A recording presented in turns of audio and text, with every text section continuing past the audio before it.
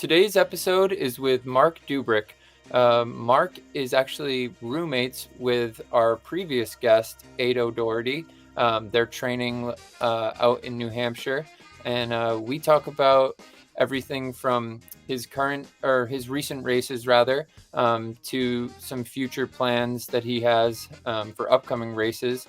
We dive into what inspires him, what really keeps him motivated. It's a long training season. So he talks about having people around to inspire you, working with a team as they are is really beneficial to him, as well as some other kind of coping mechanisms that he uses. We find out that he is a fellow Nuun lover, which for those of you who don't know, it's little hydration tablets. He's actually sponsored by Nuun, which makes sense. But it was funny because on the podcast I was drinking a Nuun. I've always got an electrolyte drink going, and it seems like so does he. So that was kind of a funny little thing. Yeah, I really think you guys will enjoy this. He's a super genuine, kind person, and that definitely shines through in our conversations, both on this interview and offline. So I think you guys will really enjoy this episode. So without further ado, please enjoy Marc's story.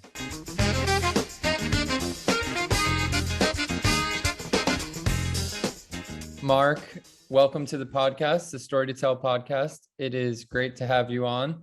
Congratulations on your recent third place finish in Memphis.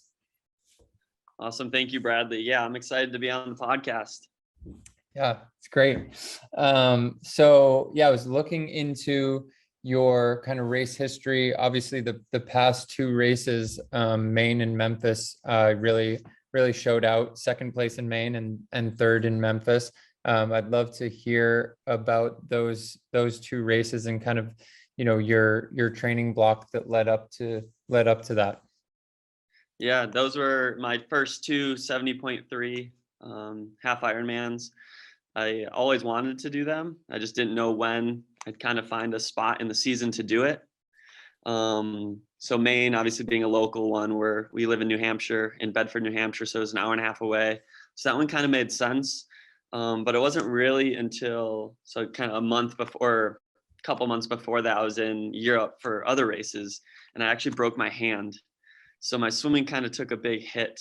So I was like, okay, this is a great opportunity. My swimming's gonna struggle for a little bit, but my biking and running, I can do more volume now. Yep. So that kind of transitioned into the perfect opportunity to do a 70.3. Being a strong swimmer already, even if that was, lacking, it would be okay.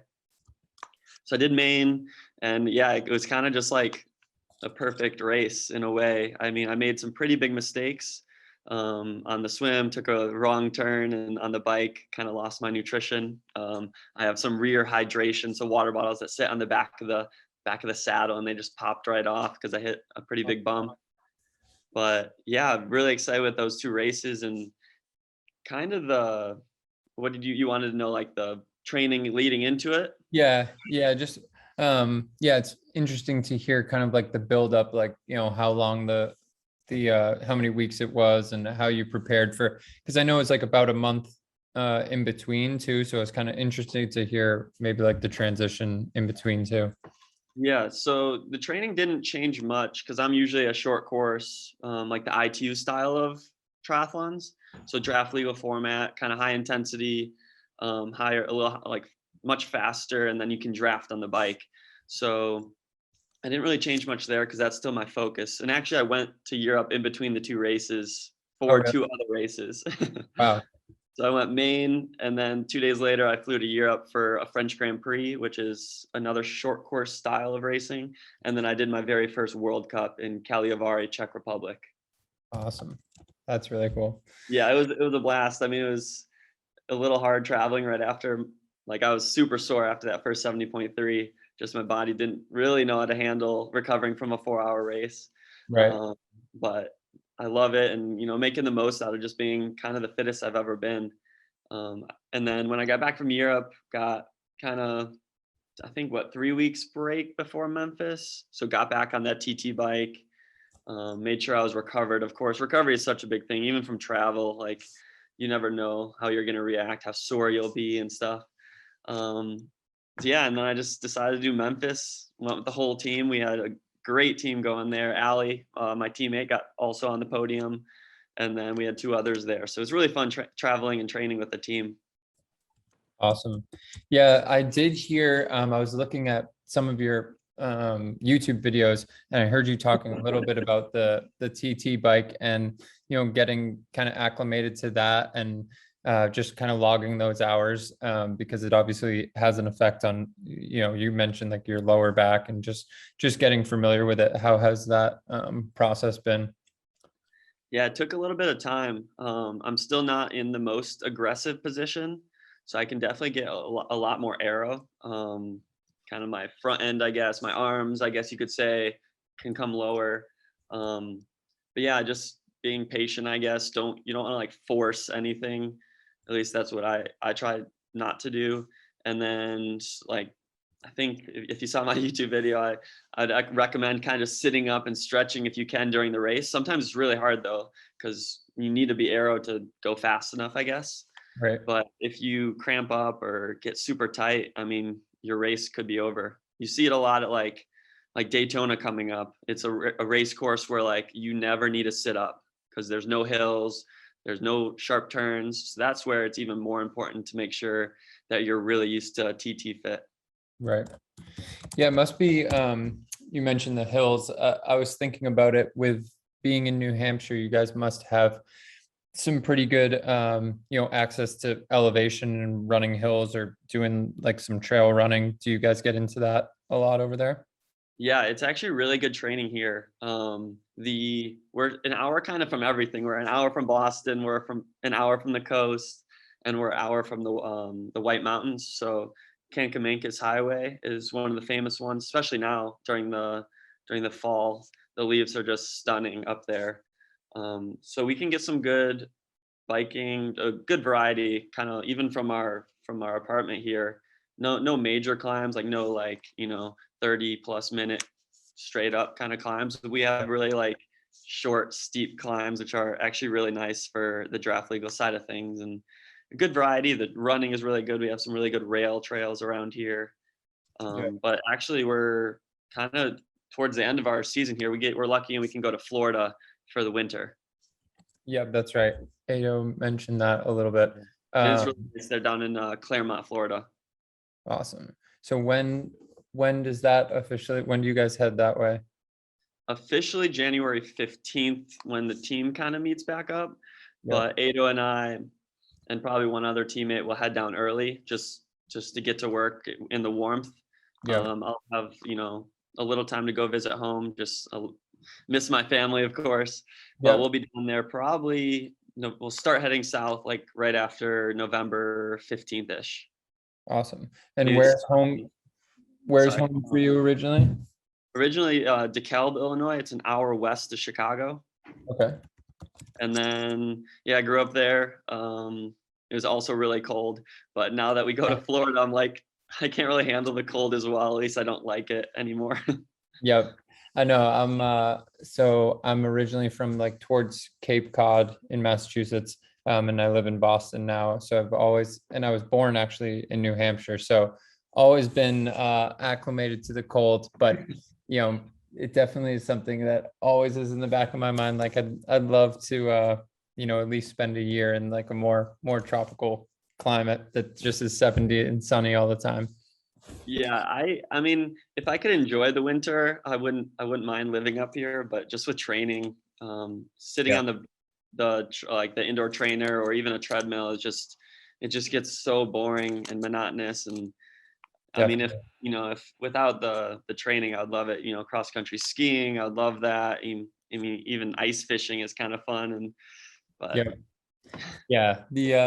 The treadmill running, obviously I don't do nearly as many miles as you guys, but I find myself I can just run so much harder and longer when I'm outside. Like the treadmill, it's just like after 3 or 4 miles you're kind of like, all right, I'm gonna call it, because this is just so monotonous. You can only listen to so many like podcasts. Unless Yeah. it's this one, then you can listen long as you Yeah, want. I can always listen to this one. Yeah. Have you ran at the Minuteman? Is it a national park down in Boston or near Boston? Um, I have not. I run a lot of times just like on the Esplanade, like by the Charles River. I Oh kind of yeah, do, like the bridge loop there. But Minuteman, I have not I actually. I think it, should. it might be a little more west than of you, but it was a really cool trail and obviously some good history there. Yep. Oh yeah, Lincoln. Lincoln. I'm just looking right now. Historical Park, Minuteman National Park. Yeah, Lincoln, Mass. That's not too far. Yeah, it's a what, limestone trail, I believe, Oh, awesome. and it's pretty long. And then I think there's a branch that takes you to like some sort of wetland area. Okay. It's, Very it's cool. it's really pretty. Highly Oh, recommend. awesome. I definitely will check that out. I'm always looking for new spots to go. Used to go to like Blue Hills is another one, Blue Hills Reservation over there. Smaller mountain, but it's has a nice trail to it. So yeah, especially in the fall and winter, I do like to do some trail running and like hiking. So that's a good Perfect time tip. to do it.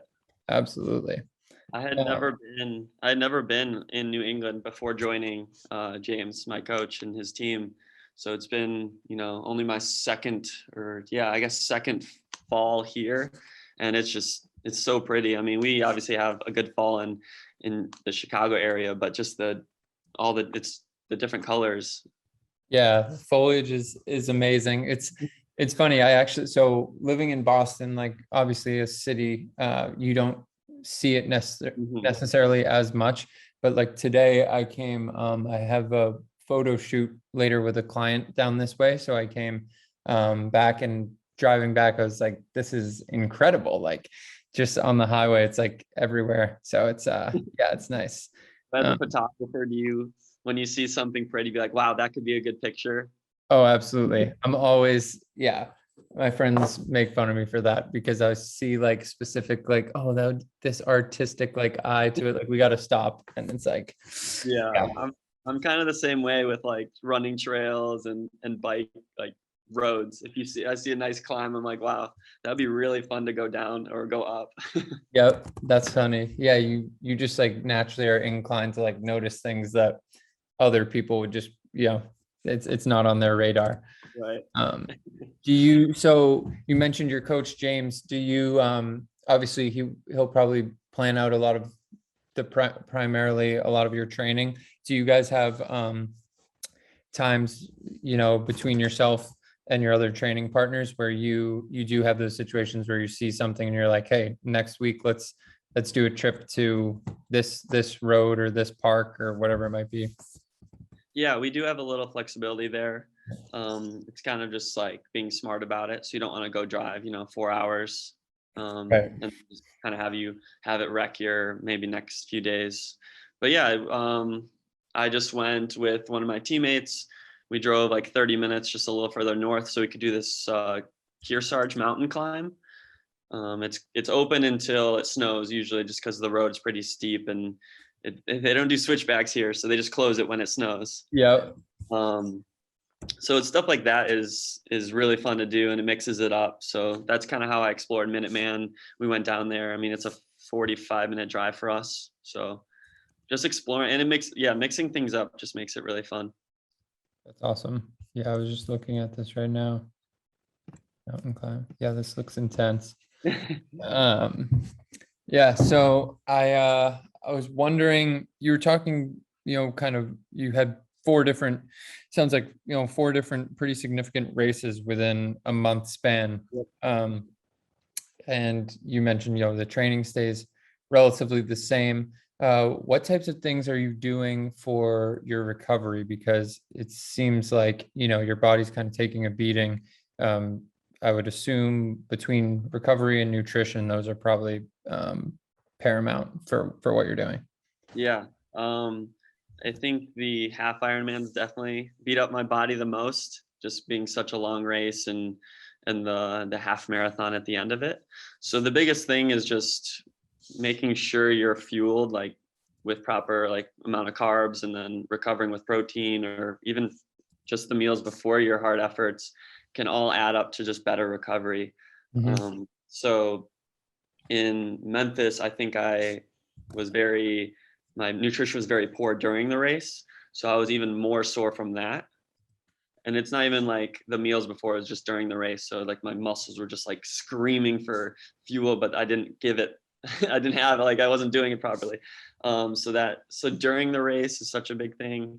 And then after the race for rolling, like if you can get a massage, I love to do that. I wish I could do more. And then rolling out is a big thing for me. I really enjoy that. And then the massage gun. Yep. Just doing that every night, a little stretching, but more rolling out and massage gun. And then if we have Team Normatec boots that we kind of pass around. We have 2 apartments here. So like we'll text each other, hey, can I get the Normatec tonight? And we'll just like pass it over to the next apartment. But yeah, I guess just I've been doing it long enough that I know like how much I need to drink and, eat. And so if I stay to that routine, it really helps.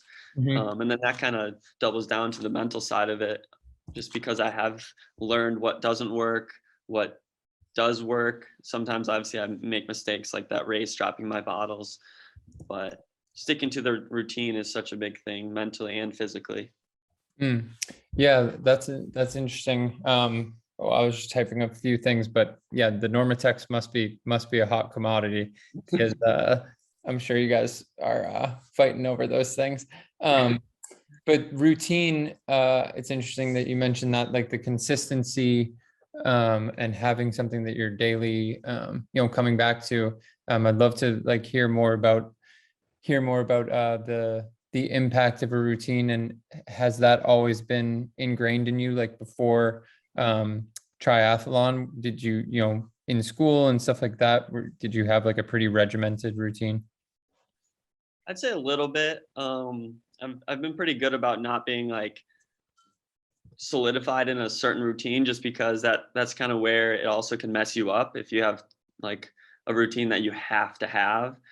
Just because we like with travel, in triathlon too, like there's three sports in one with so many moving parts. So like if you have to have something go a certain way and it doesn't, like you'd be all sorts of messed up. So having a routine can definitely mess you up in a way.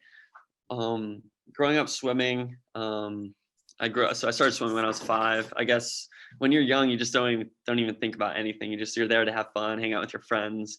Your parents drop you off, they pick you up. So having a routine there wasn't, even through high school, like wasn't too big of a deal. You're just there to kind of have fun, and you're doing what you love. But now, obviously, still doing what I love. This is my dream job, and I hope to continue with this for as long as I can. Just because we have so much training, the routine of eating, but like I kind of move my meals around workouts, I guess, just kind of fun. So I eat a lot, of course, but just finish a workout, eat. Pre-workout, make sure I'm pre-fueling, and then after that next workout, eat again. So it's just like kind of routines like that. Sure. Yeah. I was going to ask actually about your background in swimming, because I know you mentioned that was, obviously one of your strong suits. Looks like, I mean, all 3 disciplines pretty strong. These numbers are pretty crazy, but yeah. So you started when you were 5. I'm assuming you swam, in high school and college. I swam competitively all the way through like my junior year or I guess senior year of high school. Okay. But right around my sophomore year of high school, I decided to focus more on the running. Okay. Mostly because I had better friends in that, and I just enjoyed it a little bit more. And then thankfully, though, I was able to stick with swimming through college. I ran at the University of Missouri, where I walked on, and then my coach he encouraged the swimming as cross training. So it was just a kind of a perfect balance to stay and swim a little bit of swim shape. I didn't kind of lose the feel for the water, I guess, for 4 years. Sure. And then were you biking at the time too for cross training? More just with kind of my family, very active family, but not really training much. Gotcha. And then it wasn't until like my senior year of college where I kind of got on the bike, but just for like an hour a week. Yep. Nice. Yeah, it's nice to have, you mentioned like, an active family. Must be nice to have them to kind of, you can do some different activities with them growing up, and being around that like healthy lifestyle has gotta be inspiring too. Yeah, it is. It's been awesome, and I actually coached my sister to a half Ironman earlier this year as well. Oh, no. She had the swim background, which helped, but the biking and the running, I was able to guide her a little bit. But and then my dad's done a few, and everyone else is super active with running and other big things. That's So it's very, awesome. They all still live in Chicago, right in one of the suburbs, like 10 minutes from each other. So when I go home and visit, it's just super easy to see all of them get together. that's great. Yeah, and you guys probably can pick each other's brains, and like you said, be able to help and support each other. It's got to be huge. Having like-minded people around, and interests like that. I'm interested to hear too about kind of the dynamic of your relationships with your training partners. As like an outsider looking in, it seems like that would be motivating and energizing to have people that you can kind of, they can pick you up when you're down, or vice versa. Yeah, it is. It's a great thing we have going here. There aren't many teams, I'd say, that train, you know, throughout the whole year together. I mean, I guess so. 11 months. We get 1 month kind of to go see our families, if you want, or even shorter or longer, that they can come to see you. But yeah, every day we're with our coach, we're with our friends and teammates, and it definitely helps get through those more tough workouts. I guess the Mhm. ones that are, I guess, just hard.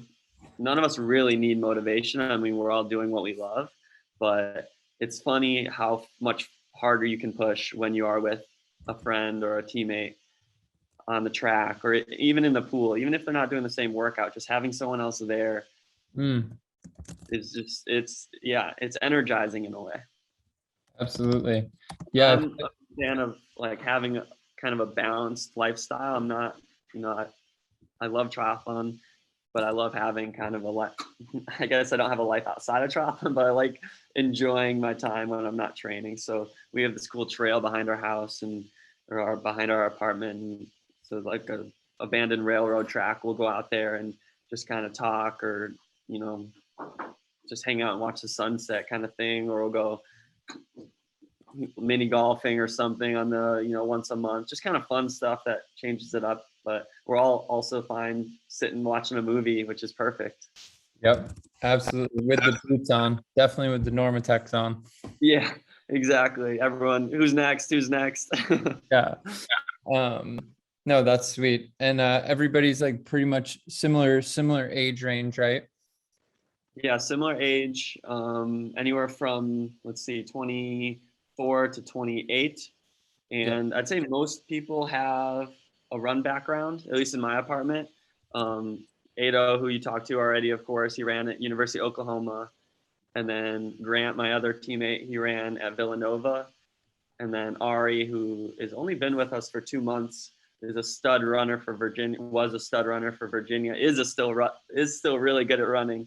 But he almost went pro in running, and decided to give triathlon a go. And it's really fun. And because, again, back to the triathlon, we have 3 sports, so you don't always have to have just one. You don't have to have one teammate. You can have 4 Right. teammates. One's a good swimmer, one's a good runner. It all works. There's always a way a teammate can help you, or a way you can help a teammate, I guess. Definitely. Yeah, that makes sense. And what you were talking about before with just having others around you with, similar goals. Everybody has like, their independent goals that they're going towards, but you have kind of like a like-minded interests at heart. So you definitely can push harder when you see somebody else out there grinding too. I feel like especially in sports, but in all aspects of life, like regardless of the industry, I've noticed that's a thing. Even like working in a collaborative space, you kind of see other people working on projects and hammering out calls or whatever, and you're like, okay, like it's time to get to work, enough messing Yeah. around. Whereas if you're sitting at home by yourself, you know, you may work for a little and then give yourself some time off. So I feel like the same can be true when you're out running. You might, you know, call it a mile early or whatever it is. But if you see someone finishing hard, you're like, all right, I got to stick with them. Yeah, I couldn't have said it better, honestly. It is very motivating. I mean, you talked to Adoh and you heard the energy he has. Yeah. For the past year, we share a room. Our beds are on the floor.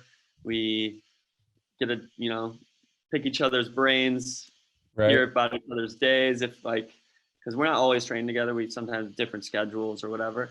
But yeah, just like having him as a roommate has been awesome, because he has such high energy, and he is definitely like someone who is always learning about the sponsorship side of things, or how to like reach out to sponsors, how to do all this like intricate, because it's more than, we have to be more than just athletes. Like triathlon isn't like a very high paying job. So I'm a travel agent. I'm kind of my own marketing agent. I just like too many hats, but it's really fun at the same time. Yeah, no, it's an interesting time, I feel like, for the sport, from a business side of things. Like, you're seeing some bigger sponsors start to get involved and people seeing the value. And obviously you have big, you know, companies like Ironman and what's the other one, like PTO? Is that another, that's like the PTO, that's been really cool. That's kind of why I ended up doing Memphis. And then while I end up doing one more Ironman, is because of those PTO rankings. They have a bonus for the top 100, and then top 50, and then even more when you get into the top 20. Awesome. Yeah, I think it's definitely a sport that's, you know, it will be interesting to see over the next few years, but I think it's obviously trending upwards big time, because seeing a lot of different people get involved, and it's it's cool to see. The Collins Cup was really an interesting thing to watch too. That was cool. How the 1v1v1. Hopefully I can ride the wave. Kind of another reason why, just continue to balance the short course racing with the long course racing, just because of the opportunity of like the Collins Cup. I mean, my focus is still, of course, making it to the being on the Olympic team, making sure I'm in position for those Olympic points. So the Olympic points start 2 years before the Olympics. But there's just so many, the community is awesome on both sides of, you know, whatever format you're doing. And I hope to be able to, you know, take advantage of that. It's been super fun jumping into the half Ironman stuff. And it was awesome to get my world championship spot already locked down. But yeah, I want to be able to balance the two of them. And I don't see why there wouldn't be a way to do that. You see a lot of athletes be able to jump from sprint Olympic to half Ironman and do it successfully. Yeah. Congrats on the world championship spot. When is the worlds for this? Yeah, that one is the end of October of 2022. It was originally in New Zealand, but they already rescheduled it for St. George. Gotcha. Yeah, I'm really excited. Obviously, that's a long ways away. Yeah, you're out, but that's super exciting. And that's something that is intriguing about what you guys do. Is it feels like, at least, you know, talking with athletes, not just triathlon, but some sprinters, you know, there's always, I guess, athletes in general, there seems to always be like the next thing, which is enticing for me, because it seems like traditionally, once you get out of kind of high school and college, you were always on this path where it's like, whether you're in sports or you're studying for a midterm and then a final, and then the next year comes and you have new class, blah, blah, blah. You're kind of given this this like roadmap, right? And then you get out of school, at least this was myself and like my peers that I've talked to, our experience is like, then you're free to create your own path, which is liberating, but it's also like, oh my gosh, how am I gonna set up like the next 6 months? So what you guys have that I really enjoy hearing about is like, it really feels like every, there's always the next thing. You're always building towards something or setting up for something. Yeah, it didn't always feel that way. I mean, COVID was pretty tough because obviously a lot of people it hit hard. True. We were able to train pretty well down in Florida and here, jumping in the open water. I know a lot of pools closed, but we were pretty lucky with the training aspect. But everyone, of course, couldn't race. They canceled. So, I mean, almost a year of racing, and obviously they postponed the Olympics and so much more. Sure. But yeah, it is very nice having races that are being put or staying on the schedule, I should say, and not necessarily being postponed or canceled. There are, of course, still some that are being canceled or rescheduled or moved to somewhere else. Like the World Champs for Ironman is in St. George instead of in Kona. But yeah, I'm just making the most out of it still.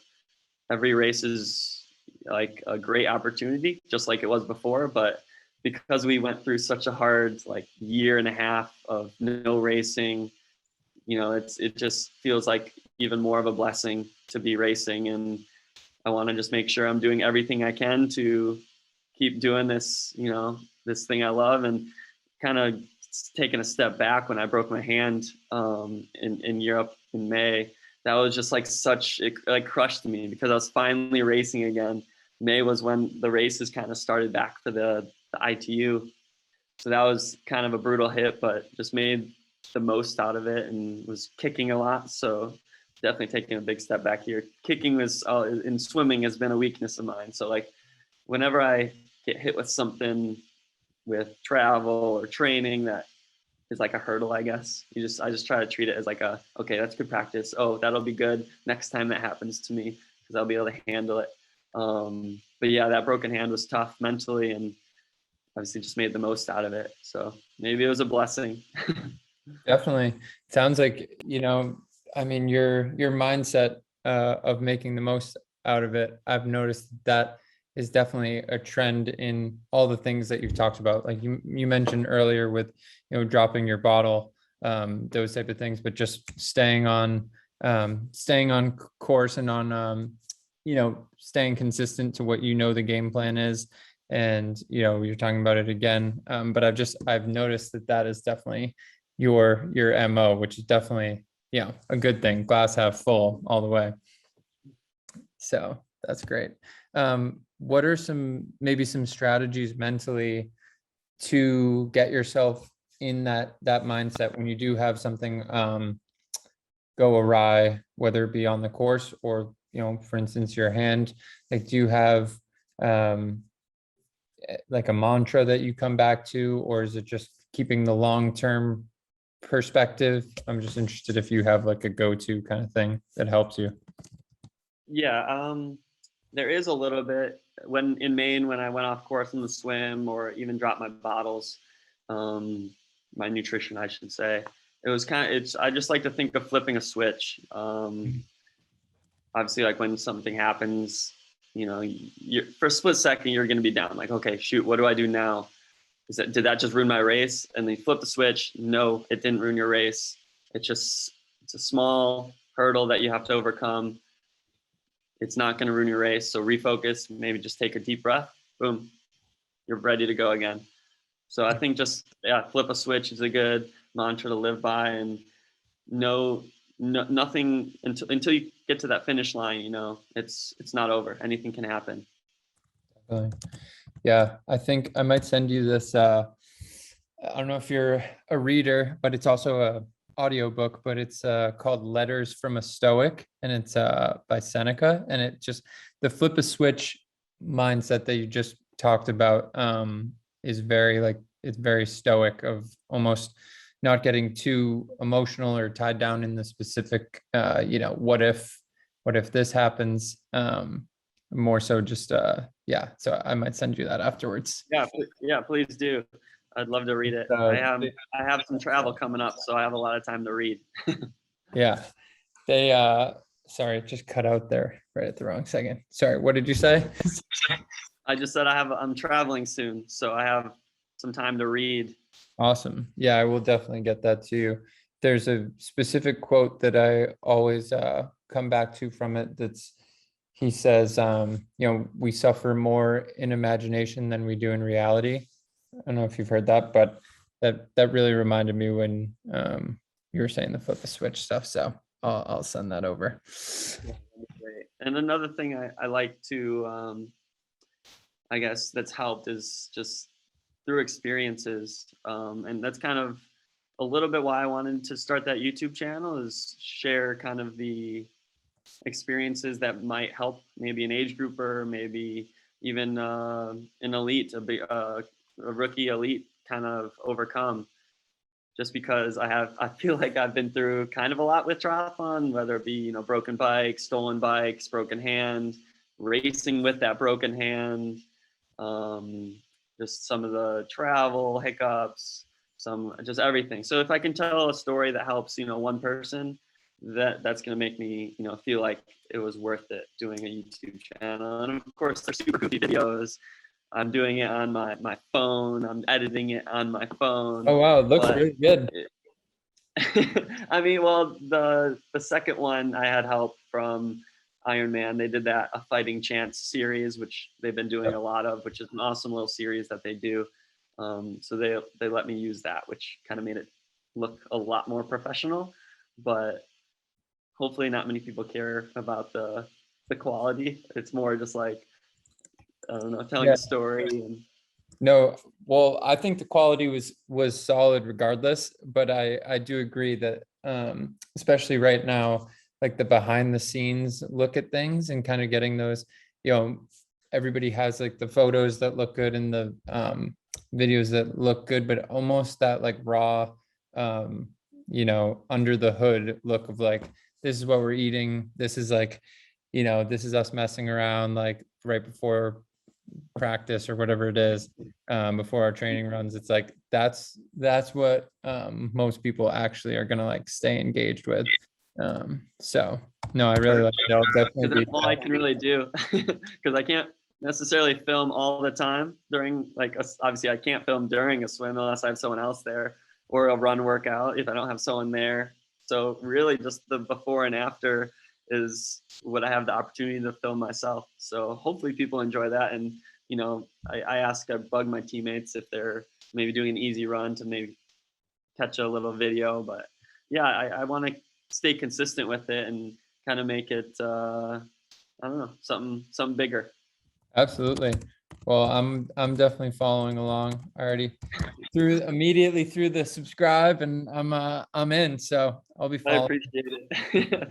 I need all the help I can get. And yeah, my teammate Ari, he's very, very talented at the YouTube realm. He's just a super interesting guy, and obviously a very good athlete. So that all just like mixes together to be a very enjoyable person to follow. Awesome. Yeah. I feel like your team over there has a lot of good personalities. You guys seem like a fun group. Yeah, we are. I don't want to bring up like a negative, because I mean you flipped it to a positive, but I'd love to hear the story of the broken hand, because you've mentioned a couple of times, but we got to get into the actual what went down. Yeah. It's been so long now, I guess. So I had a actually really rough start of the year. It was very frustrating. I think maybe forcing it, we're back to finally racing. So I'm just like forcing it too much, kind of. 2 races in Florida didn't go well. And then decided to go to Europe right when the ITU points started back up in May. And I had 1 race in Italy, which was pretty rough again, so more frustration. So I get to Poland for another race, and I'm just doing everything I can in the bike group to stay in the group. And I ended up just like crossing wheels. So my front wheel went like in front of the person in front of me's back wheel, and I kind of got moved to the side. So I like just took a hard crash. And I didn't think much of it. I mean, I was pretty cut up. Back was just bloody, knees, everything. Hand was swollen, but it didn't feel broken. And then that next day I was going to Egypt. So when I got there, I tried getting an X-ray in Poland, but they couldn't do it for me. They're like, it's going to be an 8-hour wait. So I was like, okay, well, my flight's in 3 hours. There's no way.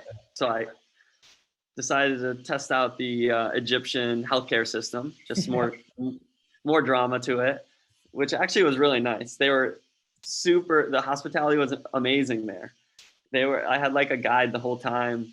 And then the doctor at the hotel we stayed at was with me the whole time. And he's like, just telling me like, don't worry, like you're in good hands. And he was very, just helpful the whole time. So yeah, I broke my fourth metatarsal, or I guess metacarpal right here, just from that bike crash. And it thankfully didn't need surgery. Yeah, it was. So just got an X-ray there, found out it was broken, and still decided to race just because everything was non-refundable. I was there.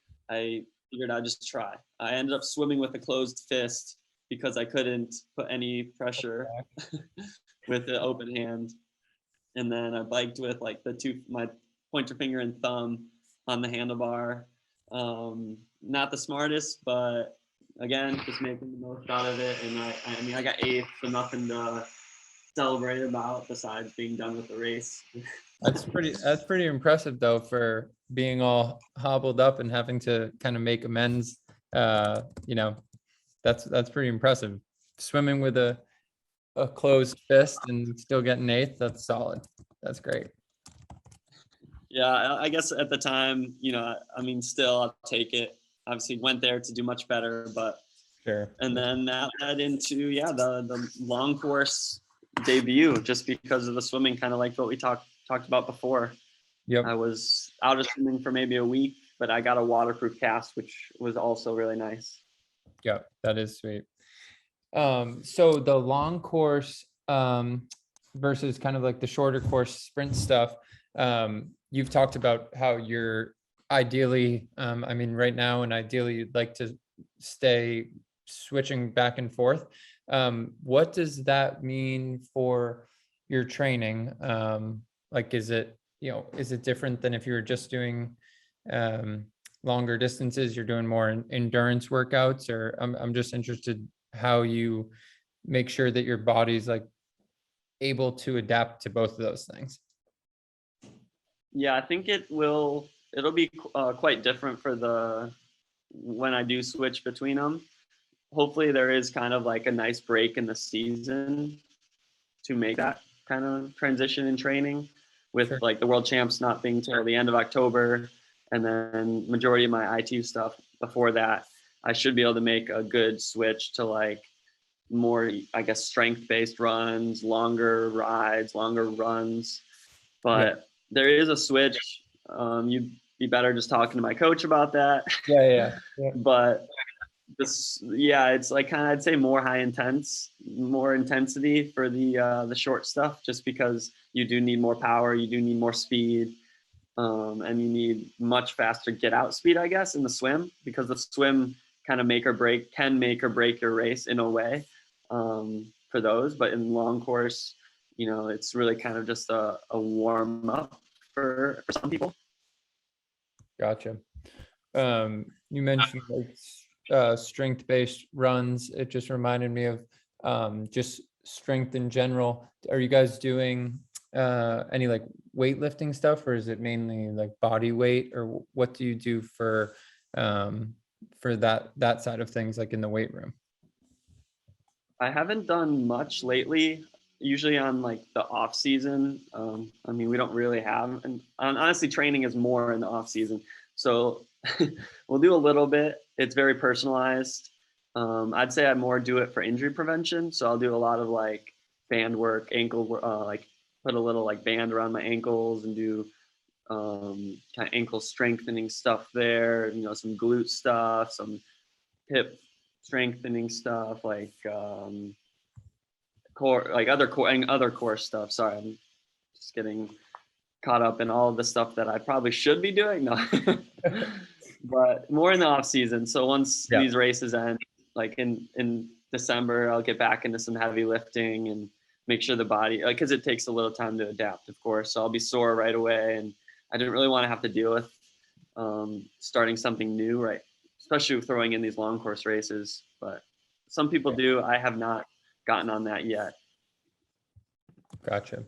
So I saw that you were you posted something recently about how you're looking for kind of like your next race to cap off the season. You wanted to get like that one more. I know you were talking about the PTO a little bit. Have you made a decision on which race you're going to do? No, still waiting. Still waiting to hear. I leave tomorrow for 2 ITU races, which don't affect the PTO score. So after that, I'll decide. It's either Indian Wells, which is an Ironman 70.3 race in was it Palm Springs, I believe. I think Indian Wells is like the name of the golf resort that they're kind of hosting it at.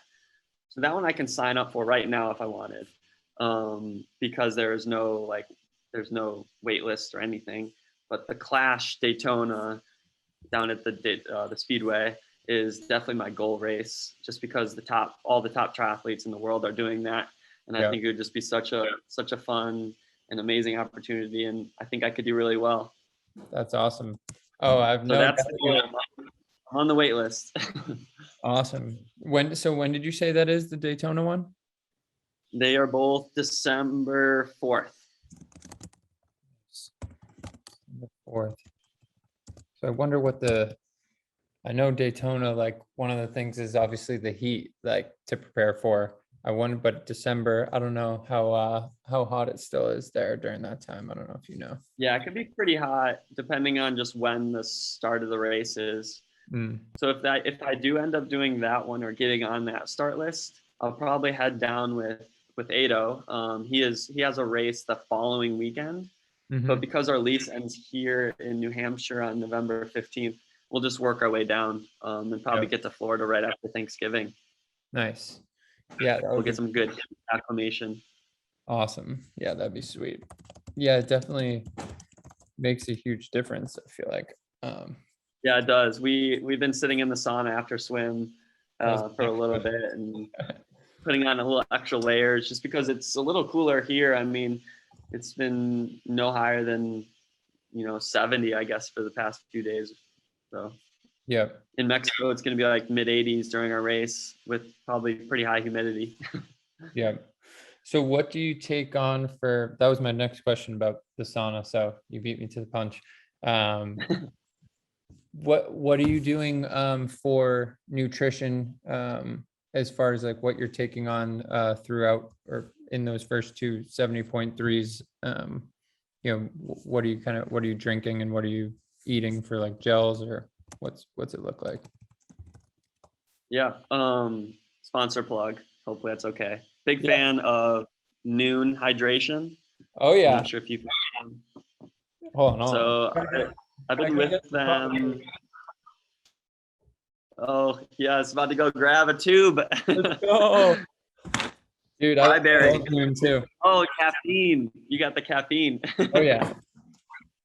Yep. Yeah, I actually have some in my bottle right here too. Not the caffeine one, but Tri-Berry is my favorite flavor. Nice. That's pretty funny. But so yeah, for the race, it's pretty different between an Ironman and a sprint. I'll do, I guess, kind of the same, but more carbs, I guess, for the Ironman. I will do, I guess this is a perfect bottle. Obviously, you're not going to share the video probably, but like this is a 20-ounce bottle, I believe. So for an Olympic race, which are the next 2 races I'll do one kind of full of 24 ounces of water probably with carbs. So the Nuun carbs, Nuun Endurance, it has really high electrolyte, but mostly a high carb count, which is good. Okay. And then in the other bottle, I'll do 2 bottles for the Olympic. I'll do that Nuun caffeine that you just had, except they came out with a new one, which has more. So it has like 80 milligrams of caffeine. Nice. That's sweet. Yeah, I've only done I haven't seen the endurance, like the carbs one. I actually like the immunity ones. I don't know if you've seen those. But I Yeah, do. that's my favorite as well. Yeah, immunity is really good. The it's the tangerine flavor. Yeah, yep, so good. Do it as warm tea, like warm up tea, like in a kettle, and do it hot. It's the best. I did it last night. I'm gonna try that at night. Yep, I'm definitely gonna try that. I'll definitely message you about that because I have been Yeah, starting to get into tea a little bit more. My girlfriend, like, I was always making tea for her like right before bed, and then I was like, I might as well try it, and it's amazing. It's a nice, like, soothing, relaxing kind of. yeah. So And the immunity one is obviously has all the vitamin C. So I kind of started with that because I take iron before bed, and you want to take it with vitamin C. So I was like, oh, what can I do to drink? Like what, I've always done like a hot drink before bed. So just transition to trying that Nuun immunity as a tea.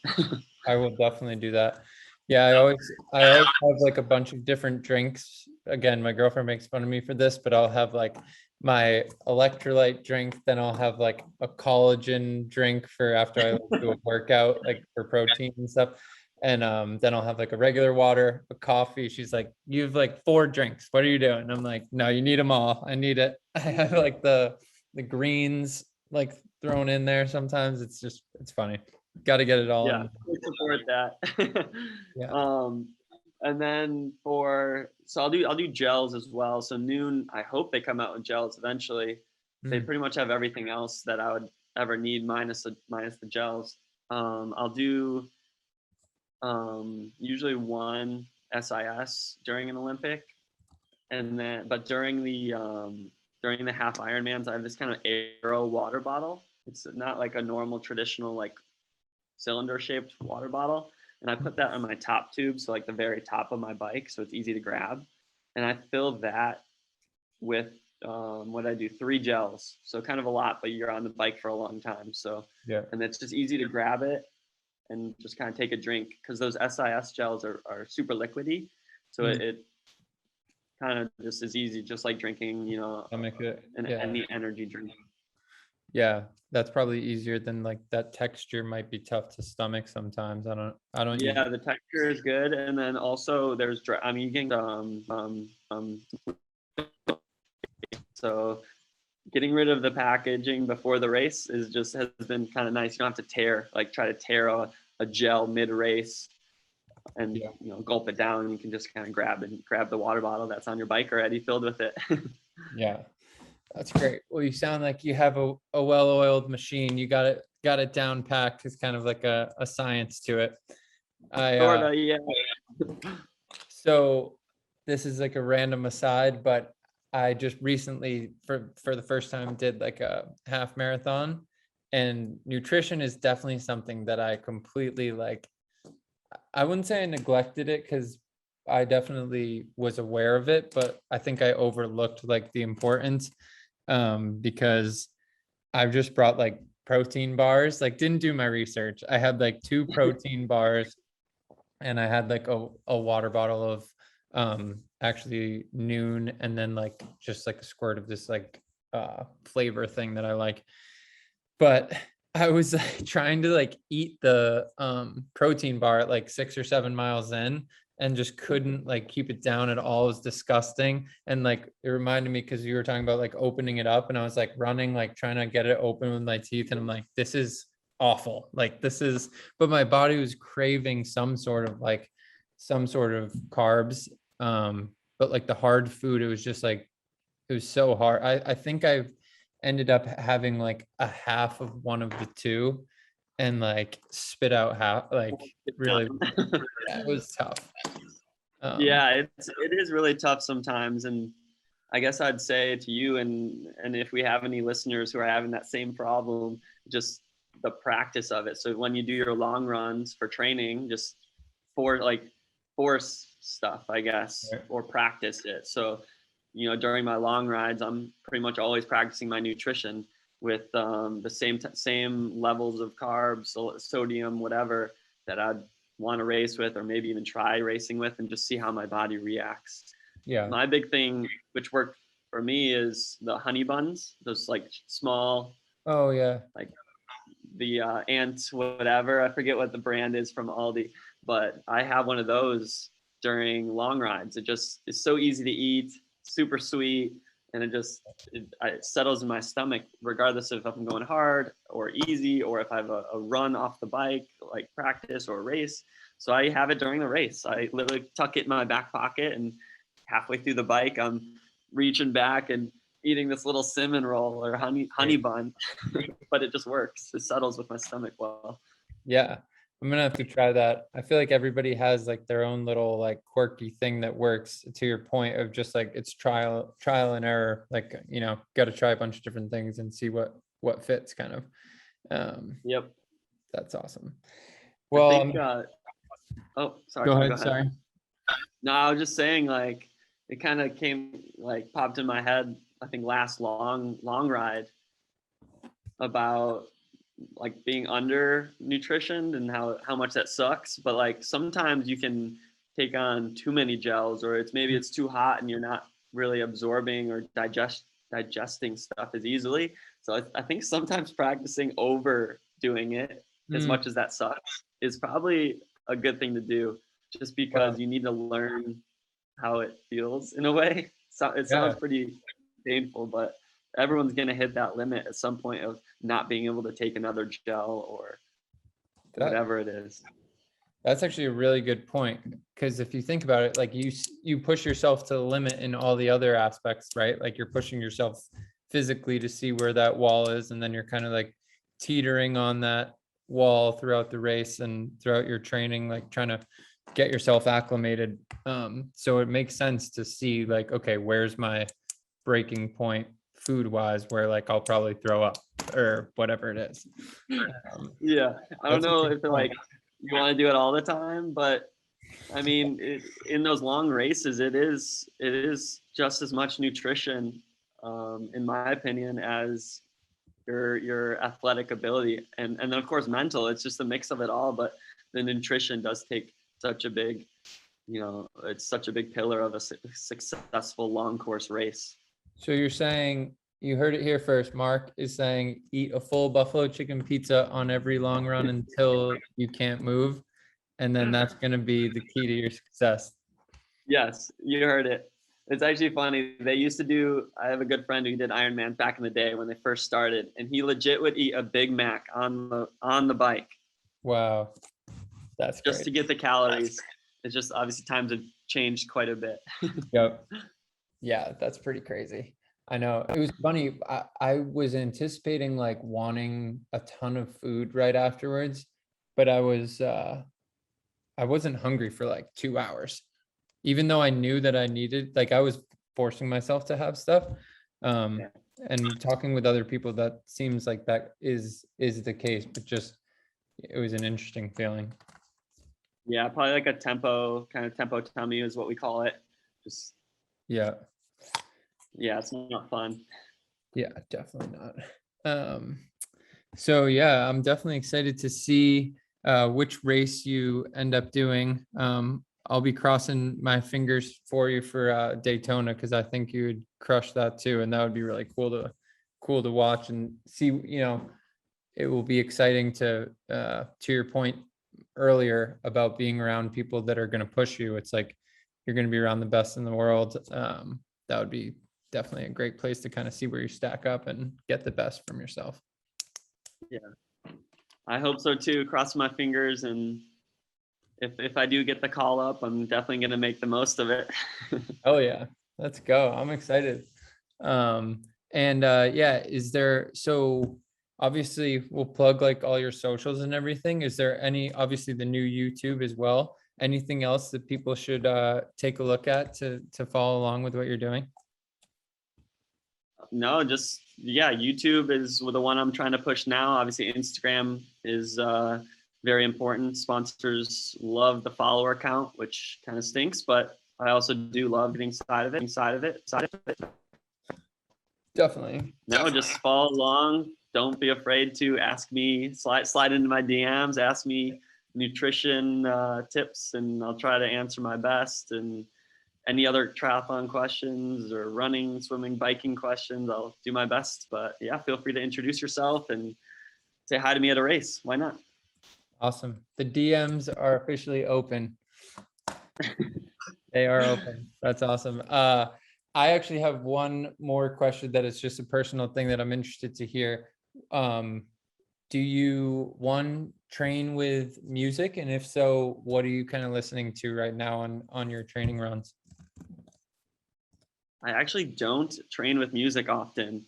If I do, it's probably just something one of my roommates kind of shared with me. I think they're so some Machine Gun Kelly is what my roommate really likes. Some angsty music, but yeah, I don't really listen to music often. Usually just go to the podcasts if I'm on the bike, even just one headphone. It's not, I don't really think it's the safest, but for the run, yeah, don't really need it. Honestly, just enjoying being outside, and if the teammates are with me, we just talk. Awesome. That's a great answer. Enjoy. What's your go-to? Maybe I'll listen to some of your music. Oh yeah, well, I got a playlist that's pretty good at like 160 to 170 like beats per minute, so the cadence like helps me. I'm kind of a weirdo in that, like, once I get one song, I just like put it on loop for like an hour. It'll just be like the same song.